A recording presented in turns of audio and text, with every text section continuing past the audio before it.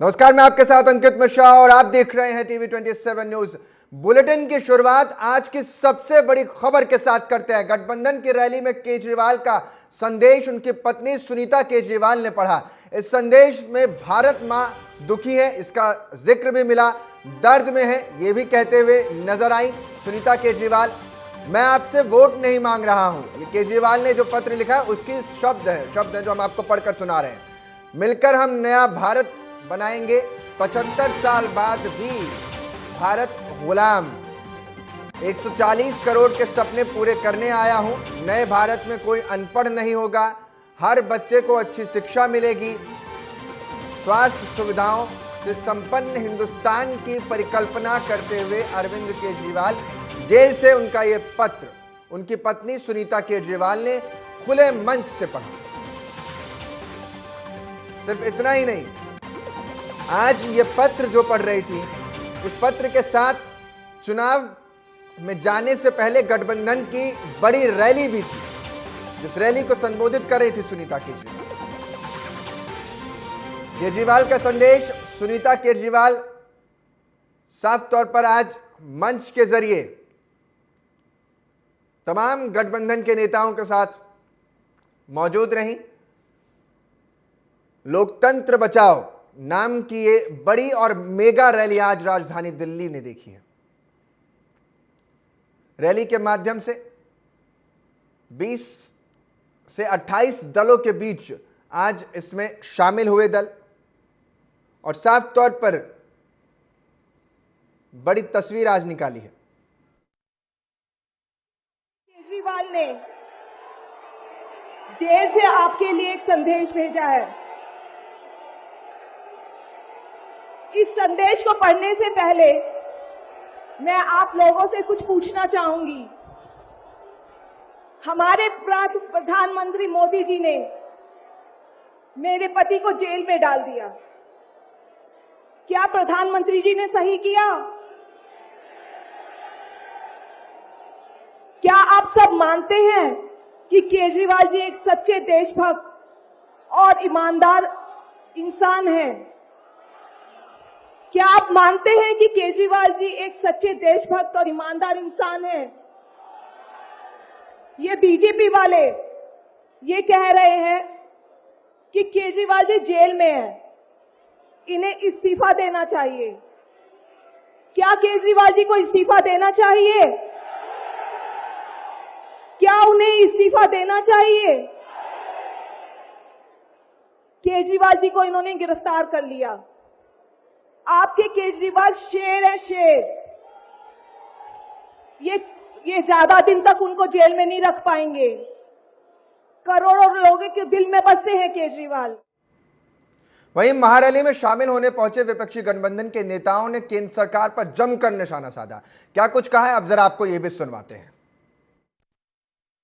BJP की चिंता ये है कि वो जा रही है, और आज की खबर तो आप जानते होंगे ना, हम लोग दिल्ली आ रहे हैं, प्रधानमंत्री दिल्ली से बाहर जा रहे हैं। तो सोचिए, वो पहले से ही तय हो रखा है कि दिल्ली कौन आ रहा है, दिल्ली से बाहर कौन जा रहा है आज की तारीख में। और जहां तक करप्शन की बात है, एक लंबी सूची है। भाई, हमें क्यों चंदा नहीं दिया, आपको चंदा क्यों नहीं मिला? ये नया आविष्कार हुआ है कि ईडी सीबीआई इनकम टैक्स तो लगाइए और जितना चाहो उतना चंदा वसूल लो। और इस आविष्कार के बारे में बीजेपी कुछ बताएगी, क्योंकि अगर हम आंकड़े निकालेंगे, ब्रह्मांड में इतना किसी ने झूठ नहीं बोला होगा जितना भारतीय जनता पार्टी ने ब्रह्मांड में झूठ बोला है। आज दिल्ली के अनेकों हिस्सों से, देश के अनेकों हिस्सों से, कोई अपनी गाड़ी में, कोई बस में, कोई मेट्रो में, कोई मोटरसाइकिल में अरविंद केजरीवाल जी की गिरफ्तारी के खिलाफ आज यहाँ पे रामलीला मैदान में इकट्ठा हो रहे हैं। दिल्ली के लोगों को पता है कि अरविंद केजरीवाल ही वो व्यक्ति है जिन्होंने उनकी जिंदगी बदली है।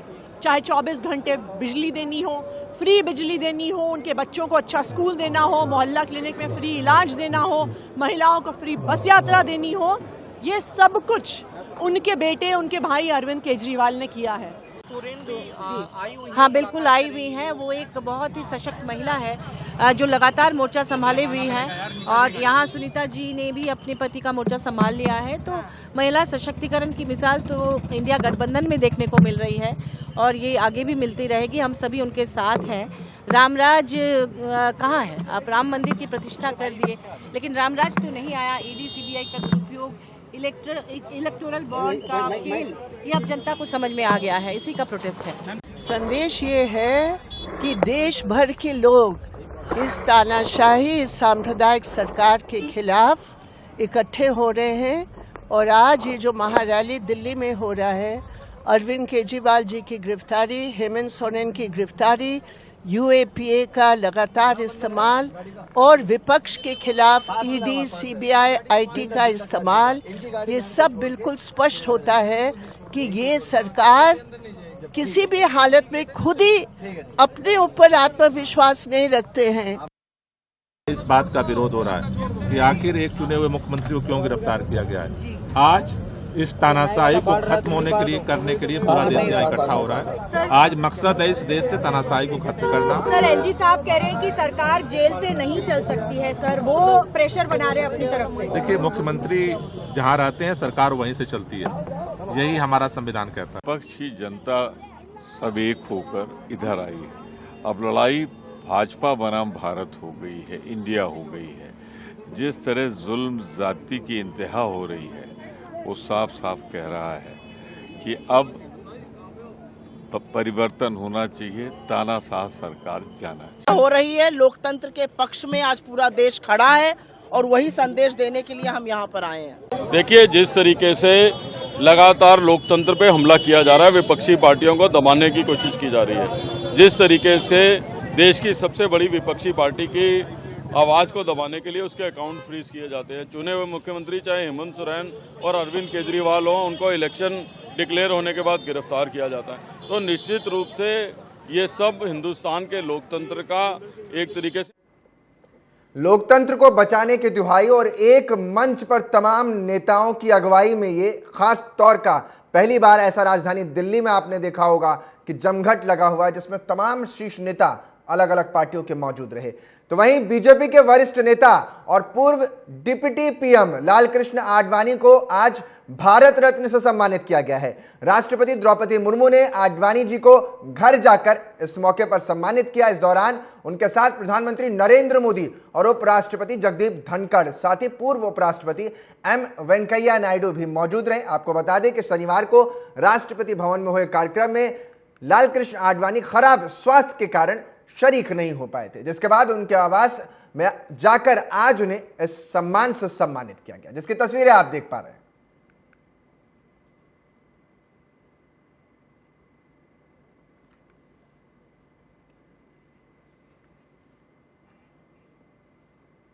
तो आज दूसरी तरफ प्रधानमंत्री नरेंद्र मोदी यूपी के दौरे पर रहेंगे। चुनावी अभियान की आज से शुरुआत कर देंगे। प्रधानमंत्री नरेंद्र मोदी मेरठ में आज महारैली करते हुए नजर आएंगे और इस मौके पर संबोधित भी करेंगे। खास बात इसमें यह रहने वाली है कि आरएलडी के प्रमुख जयंत चौधरी भी उनके साथ इसी मंच पर मौजूद रहेंगे। पीएम की रैली में सीएम योगी भी साथ तौर पर नजर आएंगे और वहीं मुख्यमंत्री हरियाणा के भी नायब सिंह सैनी भी मौजूद रहेंगे। न केवल इतना, बल्कि पार्टी के यानी एनडीए गठबंधन के संजय निषाद, ओपी राजभर समेत तमाम नेता वहां पर मौजूद रहने वाले, अनुप्रिया पटेल समेत।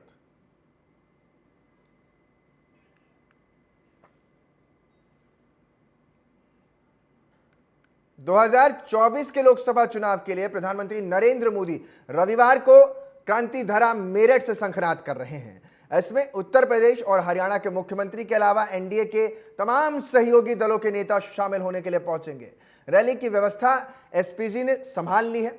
चप्पे चप्पे पर पुलिस और अर्धसैनिक बल के जवानों की तैनाती की गई है। एडीजी सुरक्षा, एडीजी मेरठ जोन सुरक्षा की मॉनिटरिंग कर रहे हैं। पल पल की स्थिति पर नजर बनाई हुई है। रैली स्थल पर 1500 से अधिक पुलिसकर्मियों की तैनाती की गई है। इसी को लेकर आइए देखते हैं हमारे सहयोगी सलीम सैफी की खास रिपोर्ट।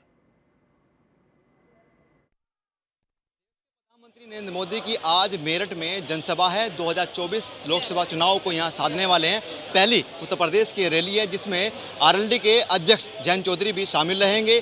जो मंच में साझा करेंगे। साफ तौर से जब से बीजेपी और आरएलडी का गठबंधन हुआ है, ये पहली रैली है नरेंद्र मोदी की जो यहाँ 3:30 बजे पहुँचेंगे, जनसभा को संबोधित करेंगे। साफ तौर से यहाँ पर 25,000 कुर्सियाँ लगा दी गई हैं और सामने मंच है और मंच में जिस तरीके देखिए सामने जो नरेंद्र मोदी बैठकर जो जनसभा को संबोधित करेंगे, भारी पुलिस फोर्स यहाँ पर तैनात है। पूरी यहाँ पर मुस्तैदी से प्रशासन खड़ा हुआ है। शासन प्रशासन पूरी कड़ी नज़रों से यहाँ पर नरेंद्र मोदी जो पीएम हैं उनकी सुरक्षा के लिए खड़ा हुआ है। साफ तौर से इधर देखेंगे आप तो इधर कुर्सियाँ लगा दी गई हैं। उनका कहना है कि 25,000 कमोबेश यहाँ पर जो है कुर्सियाँ लगाई गई हैं, जो यहाँ पर पब्लिक आएगी, लोग बैठेंगे और यहाँ से जनसभा को जिस तरीके से नरेंद्र मोदी संबोधित करेंगे उनको सुनेंगे। और कहीं ना कहीं देखा जा रहा है कि नरेंद्र मोदी यहाँ पर हैट्रिक लगाने की फिराक में, क्योंकि 2014 में और 2019 में इसी पंडाल से, इसी मैदान से उन्होंने जनसभा को संबोधित किया था और उन्होंने परचम लहराया था अपनी जीत का। अब देखना यह होगा तीसरी बार 2024 में नरेंद्र मोदी इसी मैदान से और मेरठ से यहाँ 2024 का आगाज शुरू करने वाले हैं, तो किस तरीके से और कैसा यहाँ पर रिजल्ट रहने वाला है। कैमरामैन वंश के साथ सलीम सैफी, TV27 न्यूज़, मेरठ। जम्मू में बीजेपी के मुख्य कार्यालय में किसान मोर्चा की बैठक हुई है, जिसमें तमाम जिला अध्यक्ष उपस्थित भी रहे हैं। बैठक में लोकसभा चुनाव को लेकर प्रचार कैसे किया जाए इसे लेकर चर्चा की गई और आपको बता दें ये बैठक किसान मोर्चा के जम्मू कश्मीर के प्रभारी आत्म सिंह, अध्यक्ष सरबजीत सिंह जोहल और उपाध्यक्ष बाबा चंचल सिंह के नेतृत्व में की गई है।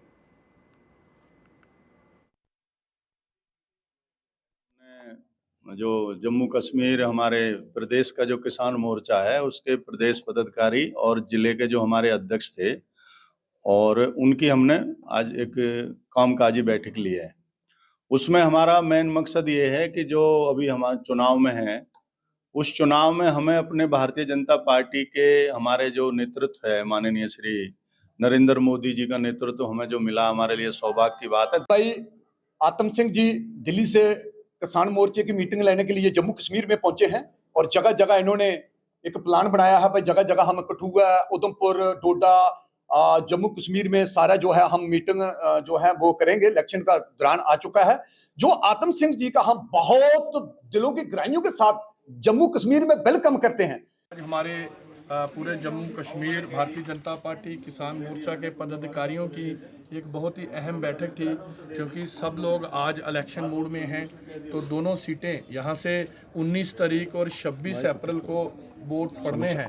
तो हमारे संगठन के उपाध्यक्ष, सेक्रेटरी और सभी पदाधिकारी जो थे इस उमरिया में बीजेपी कार्यकर्ताओं को संबोधित करने पहुंचे प्रदेश के सीएम डॉक्टर मोहन यादव ने कांग्रेस नेता एवं पूर्व मुख्यमंत्री कमलनाथ के ऊपर बड़ा हमला बोला। उन्होंने कहा कि छिंदवाड़ा कमलनाथ का गढ़ नहीं है बल्कि गड़बड़ है।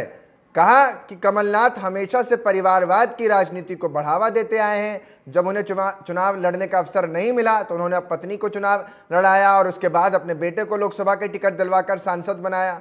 और इसके साथ ही सीएम डॉक्टर मोहन यादव ने सभा को संबोधित करते हुए दिल्ली के सीएम केजरीवाल के ऊपर भी भ्रष्टाचार के बड़े आरोपों पर कड़ा हमला बोला। उन्होंने कहा कि केजरीवाल एक झूठ बोलने वाले नेता हैं। उन्होंने कहा कि हम सुरक्षा नहीं लेंगे और आगे बढ़कर उन्होंने सुरक्षा भी ले ली। सरकारी बंगला नहीं लेने की बात कही और बाद में सरकारी आवास भी लिया और करोड़ों रुपए उस आवास के पुनर्निर्माण पे खर्च भी कर दिए। शहडोल लोकसभा सीट के लिए अपने कार्यकर्ताओं की बैठक ली है। मेरी अपनी ओर से सभी कार्यकर्ताओं का स्वागत है और खासकर सबने संकल्प लिया है पिछली बार से भी डबल वोट से हम जिताएंगे। मेरी अपनी ओर से इस अवसर पर भाजपा के अंदर कई कांग्रेस के लोग भी मिलना है। सबका मध्य प्रदेश कांग्रेस के अध्यक्ष जीतू पटवारी ने भोपाल से एक वोट एक नोट अभियान की शुरुआत कर दी। भोपाल लोकसभा प्रत्याशी अरुण श्रीवास्तव के लिए व्यापारियों से एक वोट एक नोट की मांग की। जीतू पटवारी ने अरुण श्रीवास्तव के साथ जाकर व्यापारियों से कहा कि बीजेपी ने कांग्रेस के सभी अकाउंट बंद कर दिए हैं। कांग्रेस के पास चुनाव लड़ने तक के लिए पैसे नहीं है, इसलिए जनता से अपील की कि वो कांग्रेस प्रत्याशी को वोट के साथ एक नोट दें। वहीं अरुण श्रीवास्तव ने कहा कि भोपाल की जनता उनका साथ देगी और इस बार मोदी की तानाशाही का सरकार का अंत होगा।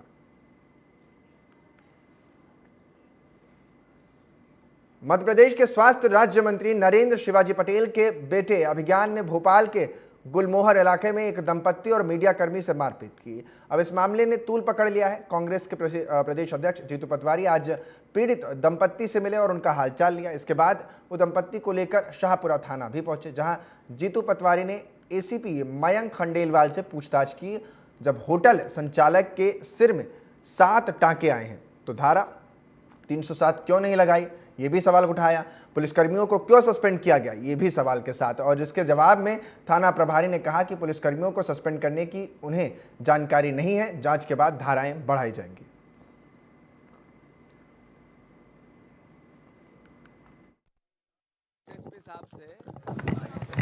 और टीआई साहब से हमारी चर्चा हुई। आज के समाचार पत्र और मीडिया में ज्वलंत मुद्दा है कि सरकार के एक मंत्री के परिवार के लोगों ने आतंक मचा दिया और बेटा फ्री घूम रहा है। मंत्री जी थाने में आए, उन्होंने 4 पुलिस वालों को सस्पेंड किया, मीडिया के हिसाब से हमें पता चला। सुबह मुझसे संपर्क किया गया विवेक ने कि भैया मेरे साथ ये पत्रकार हैं, मीडिया जगत के व्यक्ति है, इन्होंने कहा मेरे साथ अन्याय हो गया, अत्याचार हो गया और मेरी एफआईआर नहीं लिखी गई। ईडी द्वारा कांग्रेस के बैंक खाते बंद करने के बाद कांग्रेस अब इंदिरा गांधी के आधी रोटी खाएंगे कांग्रेस को लाएंगे की तर्ज पर चुनाव लड़ने जा रही है। ग्वालियर में कांग्रेस पार्टी के सैकड़ों कार्यकर्ताओं बीजेपी सरकार की तानाशाही के खिलाफ फूलबाग चौराहे पर धरना देते नजर आए और धरने में शामिल हुए नेताओं ने कहा कि सत्तारूढ़ बीजेपी अपने राजनीतिक विरोधियों को निस्तेनाबूद करने के लिए जिस तरह के हथकंडे अपना रही है, जिससे विपक्ष की कमर टूट जाएगी। कांग्रेस नेताओं ने इस मौके पर कहा कि एक स्वस्थ लोकतंत्र में विपक्ष उतना ही महत्वपूर्ण है जितना कि सत्तारूढ़ दल होता है, लेकिन कांग्रेस वह पार्टी है जो देश की आज़ादी में अपनी महत्वपूर्ण भूमिका निभा चुकी है। उसके खाते फ्रीज करने से कुछ नहीं हासिल होगा, इसलिए सरकार इस मुगालते में न रहे कि उसे 400 सीटें भी मिल जाएंगी। जनसंवाद रखा है वो धरना नहीं है, आपको पहले बता दें। धरने की परमिशन दी नहीं, हमने ये जनसंवाद के रूप में हम यहाँ बैठे हैं और अपनी बात रख रहे हैं। जिस तरह से आज केंद्र सरकार द्वारा हमारे कांग्रेस पार्टी के अकाउंट को फ्रीज किया गया है। भारतीय जनता पार्टी इतनी मदमस्त हो गई है कि दूसरे दलों को कार्यकर्ताओं को दूसरे दलों को कुचलने का काम कर रही है। जिस प्रकार सरकारी मशीनरी का दुरुपयोग करके अभी तक व्यक्तियों को परेशान कराया जा रहा था, अभी तक नेताओं को परेशान किया जा रहा था, लेकिन अब सीधे सीधे पार्टियों को ही पूरी तरह ध्वस्त करने का काम भारतीय जनता पार्टी सरकार और भारतीय जनता पार्टी के बैठे हुए लोग कर रहे हैं। मध्य प्रदेश के कांग्रेस मीडिया विभाग के नवनियुक्त अध्यक्ष मुकेश नायक ने कांग्रेस मुख्यालय में पदभार ग्रहण कर लिया। इस मौके पर उन्होंने कहा कि 5 साल वो राष्ट्र प्रवक्ता के तौर पर काम कर चुके हैं, उनका ये अनुभव काम आएगा। और आगे उन्होंने इस मौके पर कहा कि सरकार की जन विरोधी नीतियों को उजागर करना उनकी प्राथमिक काम में रहेगा। और मुकेश ने कांग्रेस से छोड़ बीजेपी में जाने वालों पर तंज कसते हुए कहा कि जो लोग पार्टी छोड़कर गए हैं वो पिछले 20 साल पार्टी को नुकसान पहुंचा रहे थे, ऐसे लोगों के जाने से पार्टी का शुद्धिकरण हुआ है।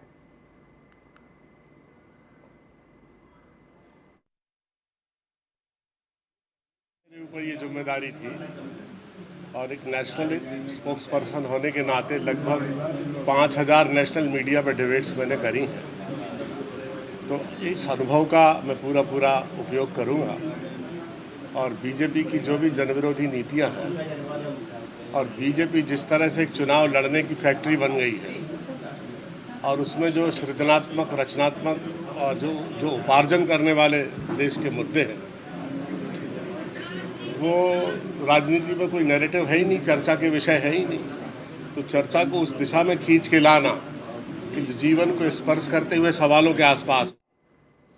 सीधे तस्वीरें आपको INDA गठबंधन की दिखाते हैं, सीधा लिए चलते हैं। प्रियंका गांधी संबोधित करिए, सुनवाते हैं क्या कुछ तस्वीरें रामलीला मैदान से निकल रही हो, क्या कह रही हैं? कहा है इससे पहले कि मैं ये शुरू करूं, मैं एक छोटी सी बात आपके सामने रखना चाहती हूं।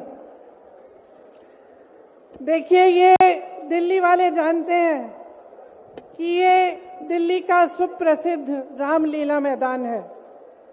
यहाँ बचपन से मैं आ रही हूँ।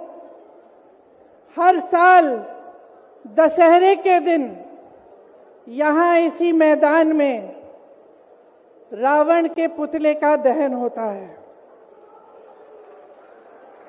मैं छोटी थी तो अपनी दादी जी इंदिरा जी के साथ आती थी, उनके पैरों के पास जमीन पर बैठ के देखती थी। उन्होंने हमारे देश की ये प्राचीन, हजारों वर्ष प्राचीन गाथा जो रामायण है, भगवान राम जी की जीवन गाथा मुझे सुनाई। आज जो सत्ता में है वे अपने आप को राम भक्त कहलाते हैं। इसीलिए यहां बैठे हुए मेरे मन में ये बात आई कि उनको इस संदर्भ में कुछ कहना चाहिए। मुझे लगता है कि वे कर्मकांड में उलझ गए हैं। मुझे लगता है कि वे दिखावे में लिप्त हो चुके हैं। इसीलिए मैं आज यहां खड़े होकर उन्हें याद दिलाना चाहती हूं कि वो हजारों वर्ष पुरानी गाथा क्या थी और उसका संदेश क्या था। भगवान राम जब सत्य के लिए लड़े, उनके पास सत्ता नहीं थी। भगवान राम जब सत्य के लिए लड़े, उनके पास संसाधन नहीं थे। उनके पास तो रथ भी नहीं था। रथ रावण के पास था, संसाधन रावण के पास थे, सेना रावण के पास थी, सोना रावण के पास थी। वो तो सोने की लंका में रहता था। भगवान राम के पास सत्य था, आशा थी, आस्था थी, प्रेम था, परोपकार था, विनय था, धीरज था, साहस था और भगवान राम के पास सत्य था। मैं सत्ता में बैठे हुए सरकार के जितने भी सदस्य हैं, अपने प्रधानमंत्री नरेंद्र मोदी जी को याद दिलाना चाहती हूं कि इस जीवन राम भगवान के जीवन गाथा का क्या संदेश था। सत्ता सदैव नहीं रहती, सदैव नहीं रहती सत्ता। सत्ता आती है, जाती है, अहंकार चूर चूर होता है एक दिन। यही संदेश था भगवान राम का, उनके जीवन का। और आज यहां रामलीला मैदान पर खड़े हुए इंडिया गठबंधन की 5 मांगों को पढ़ने से पहले मुझे ये उचित लगा कि मैं ये संदेश एक बार फिर दोहराऊं। इंडिया गठबंधन की 5 सूत्री मांगे भारत के चुनाव आयोग को लोकसभा चुनाव में समान अवसर सुनिश्चित करना चाहिए। दूसरी मांग, चुनाव आयोग को चुनाव में हेराफेरी करने के उद्देश्य से विपक्षी राजनीतिक दलों के खिलाफ इनकम टैक्स, ईडी और सीबीआई द्वारा की जाने वाली बलपूर्वक कार्रवाई को रोकना चाहिए। तीसरी मांग, श्री हेमंत सोरेन एवं श्री अरविंद केजरीवाल जी की तत्काल रिहाई की जाए। चौथी मांग, चुनाव के दौरान विपक्ष के राजनीतिक दलों का आर्थिक रूप से गला घोटने की जबरन कार्रवाई तुरंत बंद होनी चाहिए। पांचवी मांग, चुनावी बांड का उपयोग करके बीजेपी द्वारा बदले की भावना, जबरन वसूली और धन शोधन के आरोपों की जांच के लिए सुप्रीम कोर्ट की निगरानी में एक एसआईटी गठित हो जानी चाहिए। बीजेपी शासन द्वारा पैदा की गई अलोकतांत्रिक बाधाओं के बावजूद इंडिया गठबंधन लड़ने, जीतने और हमारे लोकतंत्र को बचाने के लिए दृढ़ और आश्वस्त है। जुड़ेगा भारत, जीतेगा इंडिया। एक बार मेरे साथ कहिए, जुड़ेगा भारत, जुड़ेगा भारत, जुड़ेगा भारत। धन्यवाद, जय हिंद। आप क्या करोगे उम्र में, और क्या है इनको आने को जवान बच्चों को? जुड़ेगा इंडिया और जीतेगा भारत, इसी नारे के साथ प्रियंका गांधी को आप सुन रहे थे। यहां वक्त हो चला एक छोटे से ब्रेक का। आप बने रहे हमारे साथ, देखते रहे TV27 न्यूज।